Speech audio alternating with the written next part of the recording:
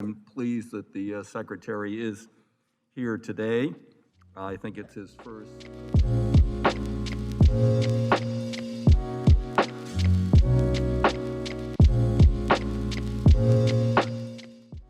And we're here today to talk about a 21st century infrastructure plan.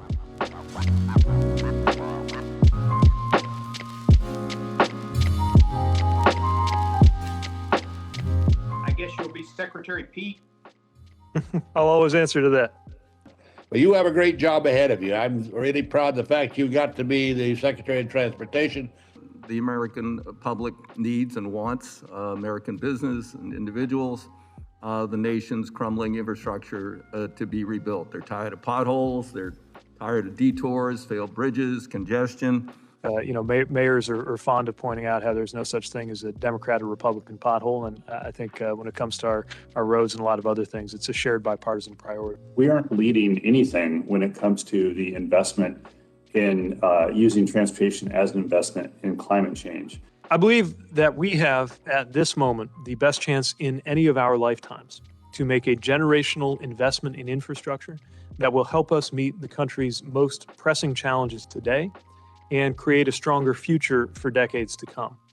I agree with you that now is the time. This is the best opportunity we're going to see in our lifetimes to do something big and transformative, and to do double duty by tackling our climate crisis as we tackle our infrastructure needs. As you know, the creation of the Federal Aid Highway Act in 1956 led to the segregation and displacement of people of color when highways were built right in the middle of Black and brown communities. Glad to hear you talk about the local, and you as a former mayor. I'm a former mayor as well, so I appreciate that. Another mayor. Thank you.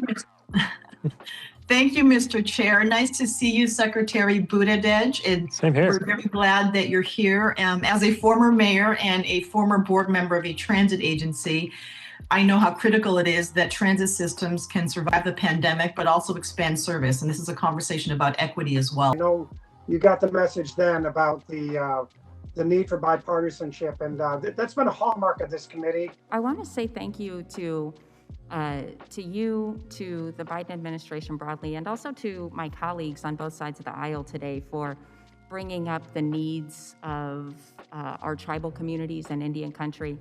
It's so important and has for a long time been overlooked. Particularly, I want to commend the Secretary for being one of the very most informed witnesses we've had for a long, long time. We can do this. We did it in a great way in the middle to the later part of the last century, and America can do it again.